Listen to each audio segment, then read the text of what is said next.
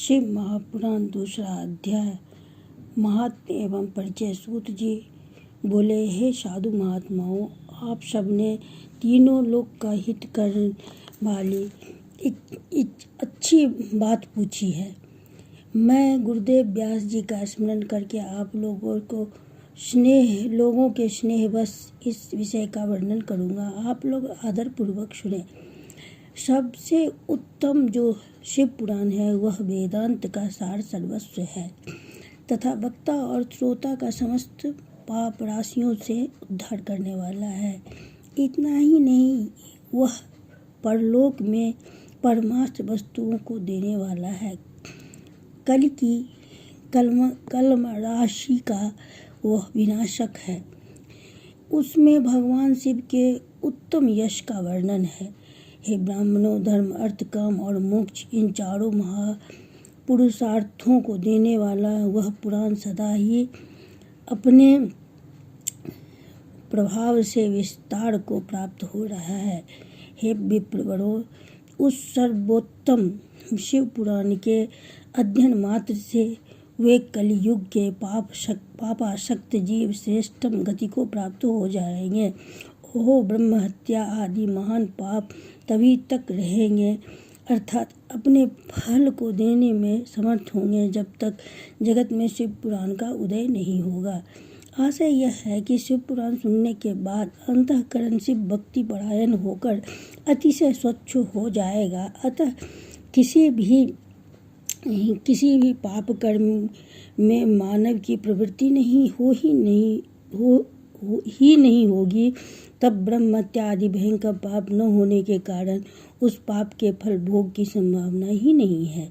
कलयुग के महान उत्पात तभी तक निर्भय होकर विचरेंगे जब तक यहाँ जगत में शिव पुराण का उदय नहीं होगा। सभी शास्त्र परस्पर तभी तक विवाद करेंगे जब तक जगत में शिव पुराण का उदय नहीं होगा, अर्थात शिव पुराण के आ जाने पर किसी प्रकार का विवाद ही नहीं रह जाएगा।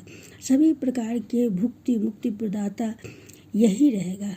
ओहो, महान व्यक्तियों के लिए भी तभी तक शिव का स्वरूप दुर्बोध्य रहेगा जब तक इस जगत में शिव पुराण का उदय नहीं होगा। ओहो, क्रूर यमदूत तभी तक निर्भय होकर पृथ्वी पर घूमेंगे जब तक जगत में शिव पुराण का उदय नहीं होगा। सभी पुराण पृथ्वी पर गर्जन तभी तक करेंगे जब तक शिव पुराण का जगत में उदय नहीं होगा। इस पृथ्वी पर तीर्थों का विवाद तभी तक रहेगा जब तक इस जगत में शिव पुराण का उदय नहीं होगा। आशय यह है कि मुक्ति प्राप्त्यर्थ एवं पाप नाश के लिए मानव विभिन्न तीर्थों का सेवन करेंगे, किंतु शिव पुराण के आने के बाद सभी लोग सभी पापों के नाश के लिए शिव पुराण का ही सेवन करेंगे। सभी मंत्र पृथ्वी पर तभी तक आनंद पूर्वक विवाद करेंगे जब तक पृथ्वी पर शिव पुराण का उदय नहीं होगा। सभी क्षेत्र तभी तक पृथ्वी पर विवाद करेंगे जब तक पृथ्वी पर शिव पुराण का उदय नहीं होगा। सभी पीठ भक्त तभी तक पृथ्वी पर विवाद करेंगे जब तक पृथ्वी पर शिव पुराण का उदय नहीं होगा। सभी दान पृथ्वी पर तभी तक विवाद करेंगे जब तक शिव पुराण के पर उदय नहीं होगा। सभी देवगण तभी तक पृथ्वी पर विवाद करेंगे जब तक शिव पुराण का पृथ्वी पर उदय नहीं होगा। सभी सिद्धांत तभी तक पृथ्वी पर विवाद करेंगे जब तक शिव पुराण का पृथ्वी पर उदय नहीं होगा। हे विप्रो, हे श्रेष्ठ मुनिगण, इस शिव पुराण के कीर्तन करने और सुनने से जो फल होते हैं, उन फलों को मैं संपूर्ण रूप से नहीं कह सकता हूँ, अर्थात शब्दों के द्वारा इसके सभी फलों को नहीं कहा जा सकता है। हे निष्पाप मुनिगण, तथा शिव पुराण का कुछ महात्मा आप लोगों से कहता हूँ, जो व्यास जी ने पहले मुझसे कहा था, और आप लोग चित्त लगाकर ध्यान पूर्वक सुने। जो भक्ति पूर्वक इस शिव पुराण का एक श्लोक या आधा श्लोक भी पढ़ता है, वह उसी क्षण पाप से छुटकारा पा जाता है। जो आलस्य से रहित होकर प्रतिदिन भक्ति पूर्वक इस शिव पुराण का यथाशक्ति पाठ करता है, वह जीवन मुक्त कहा जाता है। जो इस शिव पुराण की सदा पूजा करता है, वह निस्संदेह प्रतिदिन अश्वमेध यज्ञ का फल प्राप्त करता है। जो व्यक्ति साधारण पद की प्राप्ति की इच्छा से इस शिव पुराण को मुझसे अथवा अन्य किसी से सुनाता है वह भी पातकों से मुक्त हो जाता है। जो इस शिव पुराण की समीप से प्रणाम करता है वह सभी देवों की पूजा का फल प्राप्त करता है, इसमें संशय नहीं। जो इस शिव पुराण को स्वयं लिखकर शिव भक्तों के दान करता है उसके पुण्य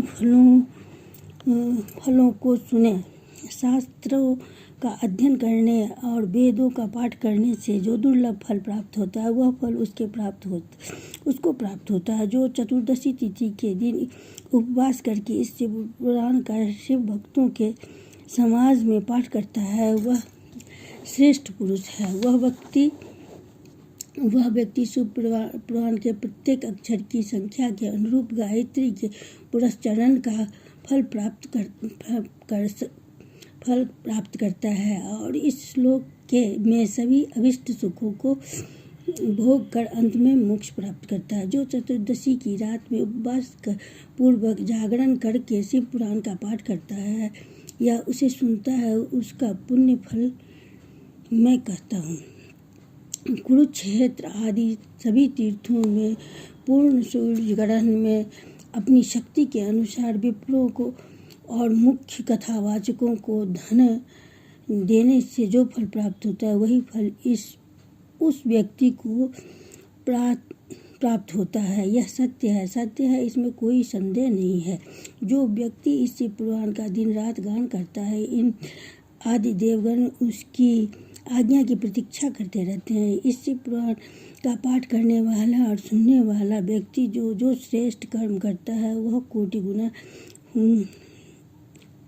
गुना हो जाता है, जो अर्थात कोटि गुना फल देता है। जो भली भांति ध्यानपूर्वक इसमें भी रुद्र संहिता का पाठ करता है वह यदि ब्रह्मचारी ब्रह्मघाती भी हो तो 3 दिनों में पवित्र आत्मा हो जाता। जो भैरव की मूर्ति के पास मौन धारण कर रुद्र संहिता का प्रतिदिन 3 बार पाठ करता है वह सभी कामनाओं को प्राप्त कर लेता है। जो व्यक्ति बट और बिल्व वृक्ष की प्रदक्षिणा करते हुए इस रुद्र संहिता का पाठ करता है वह ब्रह्महत्या के दोषों से छुटकारा पा जाता है।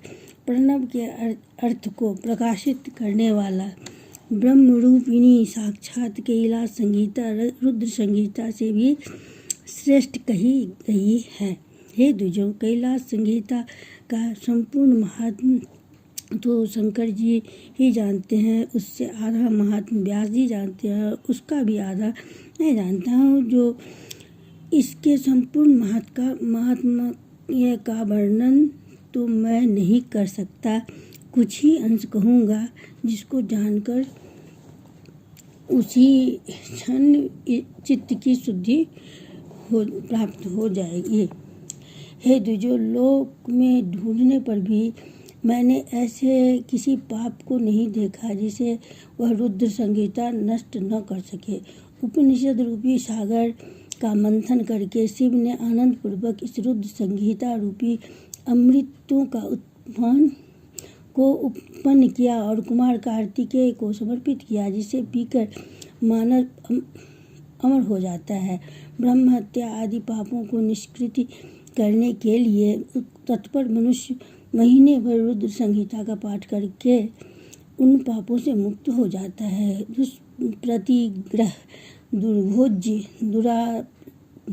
दुरालाप से जो पाप होता है वह इस रुद्र संहिता का एक बार कीर्तन करने से नष्ट हो जाता है। जो व्यक्ति शिवालय में अथवा बेल के वन में इस संहिता का पाठ करता है वह उससे जो फल प्राप्त करता है उसका वर्णन वाणी से नहीं किया जा सकता। जो व्यक्ति श्रद्धापूर्वक इस संहिता का पाठ करते हुए अद्य के समय ब्राह्मणों को भोजन कराता है उसके सभी पितर शंभु के परम पद को प्राप्त करते हैं। चतुर्दशी के दिन निराहार रहकर जो बेल के वृक्ष के नीचे इस संहिता का पाठ करता है वह साक्षात शिव होकर सभी देवों से पूजित होता है।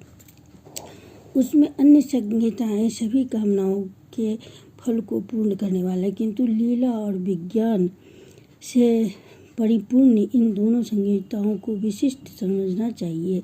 इस पुराण को वेद के तुल्य माना गया है। इस वेद कल्प पुराण का सबसे पहले भगवान शिव ने ही प्रणयन किया था। विद्वेश्वर संहिता, रुद्र संहिता, विनायक संहिता, उमा संहिता, मातृ संहिता, एकादश रुद्र संहिता, कैलाश संहिता, शतरुद्र संहिता, कोटि रुद्र संहिता, सहस्त्र कोटि रुद्र संहिता, वायवीय संहिता तथा धर्म संहिता। इस पुराण के 12 भेद हैं। ये 12 संहिताएं अत्यंत पुण्यमयी मानी गई है। ब्राह्मणों, अब मैं उनके श्लोकों की संख्या बता रहा हूँ, आप लोग वह सब आदर पूर्वक सुने। विद्वेश्वर संहिता में 10,000 श्लोक है। रुद्र संहिता, विनायक संहिता, उमा संहिता और मातृ संहिता, इनमें से प्रत्येक में 8,000 श्लोक हैं। हे ब्राह्मणों, एकादश रुद्र संहिता 13,000, कैलाश संहिता में 6,000, शत रुद्र संहिता में 3,000, कोटि रुद्र संहिता में 9,000, सहस्त्र कोटि रुद्र संहिता में 11,000, वायवीय संहिता में 4,000 तथा धर्म संहिता में 12,000 श्लोक है। इस प्रकार संख्या के अनुसार मूल शिव पुराण में श्लोक संख्या 1,00,000 है, परंतु व्यास जी ने उसे 24,000 श्लोक में संक्षिप्त कर दिया। पुराणों की क्रम संख्या विचार से इस शिव पुराण का चौथा है।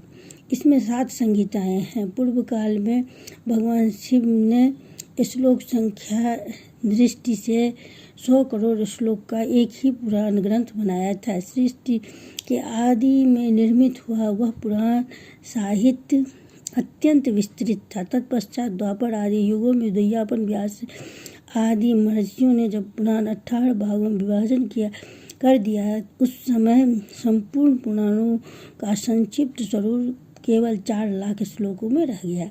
श्लोक संख्या के अनुसार यह शिव पुराण 24,000 श्लोकों वाला कहा गया है। यह वेद तुल्य पुराण 7 संहिताओं में विभाजित है। इसकी पहली संहिता नाम विद्वेश्वर संहिता है, दूसरी रुद्र संहिता समझनी चाहिए, तीसरी नाम शत रुद्र संहिता, चौथी का कोटि रुद्र संहिता, पांचवी का नाम उमा संहिता, छठी का नाम कैलाश संहिता और सातवीं का नाम वायवीय संहिता। इस प्रकार ये 7 संहिताएं मानी गई है। इस 7 संहिताओं से युक्त दिव्य शिव पुराण वेद के तुल्य प्रमाणिक तथा सबसे उत्कृष्ट गति प्रदान करने वाला है। 7 संहिताओं में समन्वित इस संपूर्ण शिव पुराण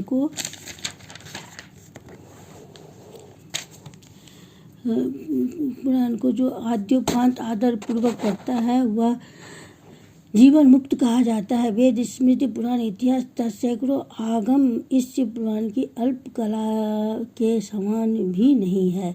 यह निर्मल शिव पुराण भगवान शिव के द्वारा ही प्रतिपादित है। से ही शिरोमणि भगवान व्यास ने इसे संक्षेप कर संकलित किया है। यह समस्त जीव समुदाय के लिए उपकारक, त्रिविध तापों का नाशक, तुलना रहित एवं सत्पुरुषों का कल्याण प्रदान करने वाला है। इसमें वेदांत विज्ञानमय प्रधान तथा निष्कपट धर्म का प्रतिपादन किया गया है। यह पुराण ईर्ष्या रहित अंतःकरण वाले विद्वानों के लिए जानने की वस्तु है। इसमें श्रेष्ठ मंत्र समूहों का संकलन और यह धर्म, अर्थ तथा काम से समन्वित है, अर्थात इस त्रिवर्ग की प्राप्ति के साधन का भी इसमें वर्णन है। यह उत्तम शिव पुराण समस्त पुराणों में श्रेष्ठ है। वेदांत वेद्य रूप से विलसित परम वस्तु परमात्मा का इसमें गान किया गया है। जो बड़े आदर से इसे पढ़ता और सुनता है वह भगवान शिव का प्रिय होकर परम गति प्राप्त कर लेता है। इस प्रकार शिव महापुराण के अंतर्गत प्रथम विद्वेश्वरी गीता में मुनि प्रश्नोत्तर वर्णन नामक दूसरा अध्याय पूर्ण हुआ।